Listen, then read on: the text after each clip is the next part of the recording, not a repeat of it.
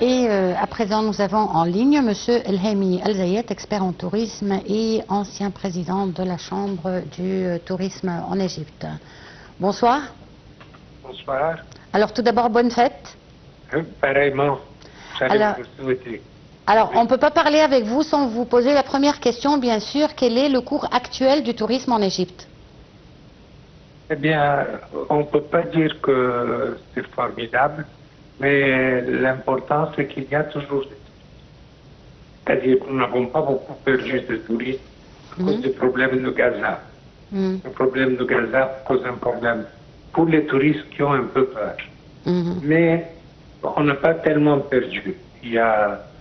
On perd d'un côté, on rattrape d'un autre. Donc, on ne peut pas vraiment se plaindre. Mais la ville de Sharm el-Sheikh, elle est certainement affectée. Elle est affectée, alors elle est affectée beaucoup plus que Hurghada, par exemple. Oui, bien sûr. Oui, allez-y. Allez-y. Allez-y, allez-y. Non, j'allais dire, Hurghada est moins affectée, bien sûr, que Sharm el-Sheikh. Mais Sharm el-Sheikh a un gros avantage.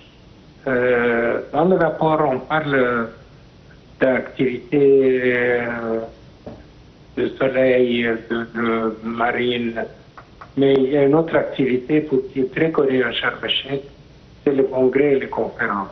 C'est le second centre de conférences après le Caire. Il y a beaucoup plus de centres de conférences dans les hôtels et puis il y a le grand centre de conférences. Donc, et ça, c'est un tourisme très cher. Donc, ça rapporte énormément, même si ce n'est pas tous les jours, mais quand on a une conférence à Sharm el-Sheikh, ça rapporte beaucoup d'argent. Et quelles sont les destinations les plus favorables aux touristes aujourd'hui en Égypte? La Haute-Égypte, bien sûr. La Haute-Égypte, à Luxor et Assouan? Oui, oui. Ça a repris. Et ça, je suis très content parce que d'abord c'est un tourisme plus cher que le tourisme de Sharm de Hurghada. Oui. Et en plus, les gens ont le temps de faire des choses, de descendre en ville. Quand ils sont à Sharm et à Hurghada, ils sont presque obligés de passer tout le temps à l'hôtel. Parce que c'est tout frais, tout payé à l'avance. Oui. C'est pour ça qu'ils ne vont pas faire autre chose. Mais à Luxor et à Assouan, il n'y a pas cette formule, ça n'existe pas à Luxor et à Assouan. Mais pour Luxor et Assouan, il fait un peu chaud maintenant actuellement, non? C'est pas leur saison favorite, n'est-ce pas? Tout à fait, c'est pas la saison favorite. Oui. Mais n'empêche, il y a des gens qui vont à Luxor et à Assouan maintenant, avec la chaleur. C'est-à-dire, normalement, vous avez des Américains qui vont, vous allez vous étonner, mais pour les Américains, ils vont à Luxor et à Assouan. Même maintenant, les Australiens, les Nouveaux-Zélandais, il y a beaucoup et les Italiens, les Espagnols, et il n'y a pas de Français. Il n'y a pas de Français à Luxor et Assouan? Maintenant, en été. Oui, mais comment expliquez-vous cela? Parce que les Français, ce sont, je pense, le peuple le plus attaché à l'égyptologie. Tout à fait. Oui. Et ils ont des saisons, ils préféreraient entre septembre et mai. Ah, d'accord. Après, vous voyez, c'est... Ben, ils ont raison. Ils ont raison quand même. Absolument, ils ont raison. Mais les Espagnols, encore, ils viennent beaucoup en été. Beaucoup. D'accord. Et pour la côte nord, l'Égypte a fait énormément d'investissements à la côte nord et on s'attend quand même à ce que ces endroits attirent beaucoup de touristes, surtout avec nos très belles plages là-bas. Oui. Et il y a aussi d'autres raisons, c'est qu'avec la nouvelle ville de l'Alamène, oui. Il y a des universités qui ont été construites, qui commencent déjà. Alors ça attire ce qu'on appelle un tourisme permanent. C'est-à-dire que si les enfants vont aller à l'université là-bas, et probablement ce sont des expatriés, ce ne sont pas des gens locaux, ou ils viennent d'Alexandrie, ou viennent des pays arabes. Oui. Il y a déjà 3 universités. ce qui permet, les parents, ils vont venir passer quelque temps avec leurs enfants. Et très souvent, ils achètent des appartements ou des villas parce que les enfants ont étudié là-bas. Et ça vous permet d'avoir ce qu'on appelle un tourisme permanent. C'est quelqu'un qui va venir quel que soit les circonstances. Mais outre ce tourisme permanent, on s'attend aussi à un tourisme de luxe à la nouvelle ville de l'Alamein, n'est-ce pas? Bien sûr, pas seulement à la nouvelle ville de l'Alamein, mais aussi il y a d'autres endroits, sans mentionner, mais il y a des hôtels qui ont commencé avec des prix tellement grands, personne n'imaginait qu'ils allaient avoir un taux de remplissage aussi important. Mais actuellement, ces hôtels font un rabat très important et puis ils offrent vraiment le grand luxe. Oui. Et pour la mer Rouge, surtout Hurghada, comme vous l'avez mentionné tout à l'heure, ils vendent, ou ils font des offres où tout est inclus à un prix vraiment, avec les billets d'avion en plus, un prix qui est très peu élevé. Et on voit que les réseaux touristiques sont complètement remplis durant toute la saison par ces touristes. Est-ce que ce genre de tourisme, est-ce qu'il contribue au développement du tourisme en Égypte? Écoutez, on ne peut pas refuser un touriste. Qu'il soit cher ou bon marché, qu'il paye beaucoup ou qu'il paye moins.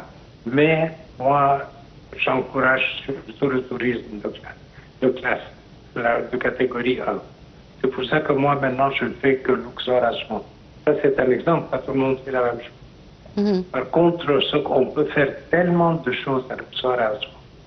Vous avez entendu maintenant, c'est la mode des mariages au New Cataract. Oui. Au Cataract à Aswan. Oui. Vous avez des jours pendant le mois depuis décembre jusqu'en avril et même parfois en été où tout est plein. Pourquoi? C'est le nouveau tourisme où les gens se marient là-bas. C'est très beau, ils passent 3-4 jours. Et vraiment, en ce moment, c'est quelque chose de superbe. Et surtout qu'on commence à avoir des couples étrangers de l'Inde, du Pakistan, d'autres pays à travers le monde qui veulent justement fêter leur mariage en Égypte. Et même de l'Inde. Oui.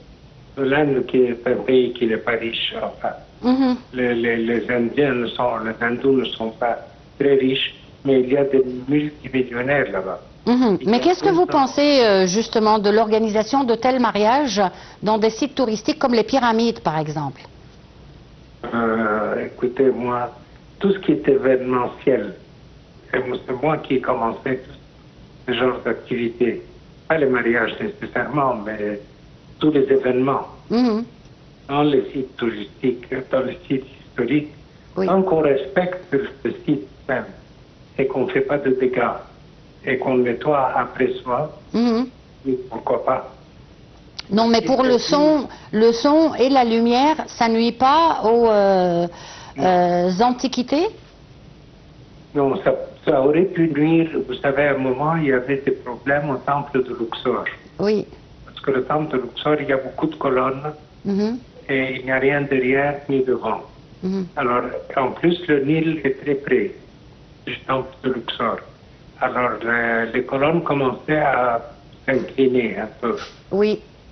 Et on a dû arrêter les activités là-bas pendant quelques années, depuis, je crois, 87 jusqu'en 94 à peu près, pour pouvoir restaurer les colonnes. Mais maintenant, ça va, on fait des soirées là-bas. C'est fabuleux quand on fait la marche. Vous connaissez Luxor? Oui, bien sûr. Bon, alors, le temple de Luxor, vous vous souvenez où il y avait le sol, la police, ils ont détruit ça et maintenant les portes sont ouvertes de tous les côtés. Alors on peut marcher en longueur. C'est formidable, c'est une procession très agréable. Et les gens sont ravis quand ils la font. Et plus ils approchent du temple le soir, et qu'on allume les lumières, alors là, c'est quelque chose d'extraordinaire. C'est sûr, c'est sûr. Bon, quelles sont vos attentes pour la prochaine saison touristique en Égypte? Je pense qu'elles ne seront pas mauvaises. Mhm. Écoutez, il y a beaucoup de facteurs qui rentrent en jeu, c'est-à-dire le problème de Gaza, tout ça, les problèmes économiques de certains pays qui sont d'habitude nos meilleurs clients. Mhm. Mais malgré ça, je pense qu'il y aura une bonne saison l'année prochaine. Mhm. Et est-ce qu'on peut dire que la guerre entre la Russie et l'Ukraine a pu affecter le cours du tourisme russe en Égypte, parce qu'on sait que ce tourisme était très important à la mer Rouge? Non seulement ça a affecté, mais ça l'a presque stoppé. Mhm. Il y a presque plus de touristes russes à Luxor à Soir. Mhm. Et à Sharm el-Sheikh? À Sharm el-Sheikh, il n'y a plus. Mhm. Mais il y a des touristes encore qui viennent au Caire, Luxor, des Russes. Et là, ce sont les touristes russes riches. Mhm. Pourquoi? Parce qu'ils prennent des vols réguliers. Mhm. Tout ce qui est vols non réguliers et les low cost, c'est-à-dire les vols bon marché, ils n'opèrent plus entre la Russie, l'Ukraine et l'Égypte. Mais par contre, les vols réguliers comme Egyptair et Aeroflot, eux, ils opèrent à des prix importants. Donc, c'est une meilleure catégorie de touristes et nous en avons. Nous recevons ce genre de tourisme. Mhm. Mais ce ne sont pas des gros groupes, ce sont de 4 personnes, 6 personnes, 2 familles, vous comprenez? C'est un peu différent. D'accord. Et concernant l'Asie, la Chine, le Japon, il paraît que ces touristes deviennent de plus en plus importants en Égypte. Écoutez, le Japon, il y a une limite. Le maximum qu'ils ont atteint, c'était à peu près 220 000 Mhm. personnes.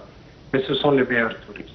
Mhm. Ils payent, mais ils exigent un service impeccable. Mhm. Les Chinois, on n'en a pas beaucoup.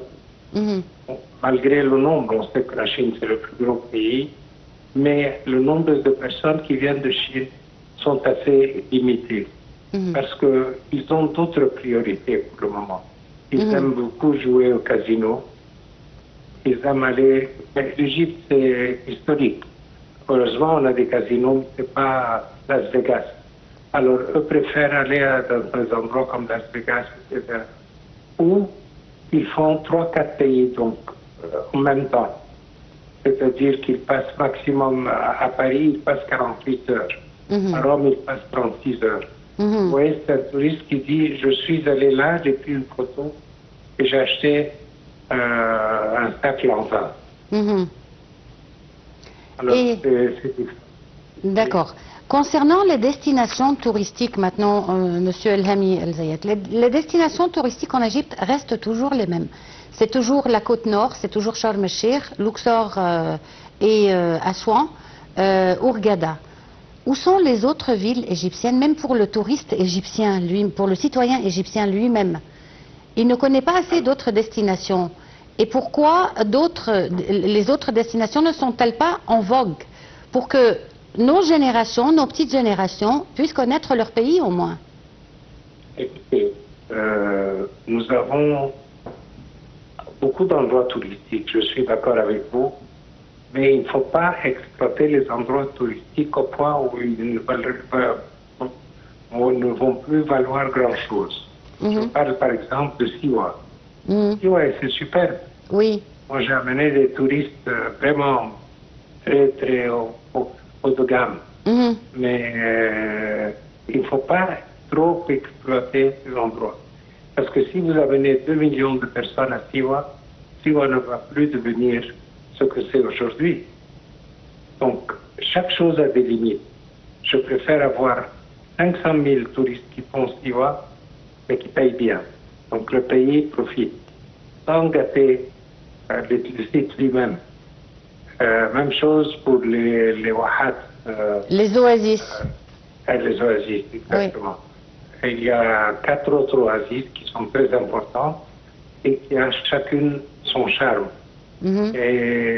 Mais par exemple, il ne faut pas permettre la chasse aux gazelles dans le désert de l'Ouest. Parce que ce sont des endroits qui sont presque des réserves naturelles, n'est-ce pas? Réserve naturelle, on n'a pas beaucoup d'animaux. Oui.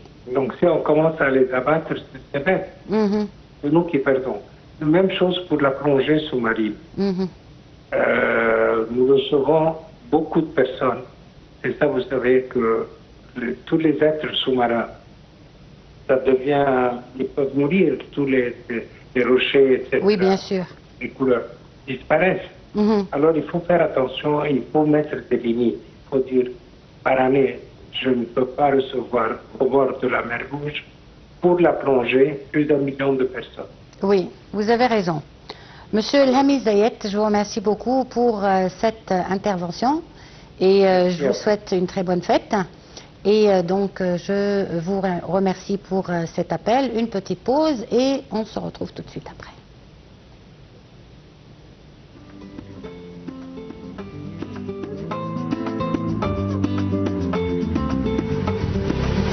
يا من أتيت فزدت حبنا أسعدتنا وجمعت شملنا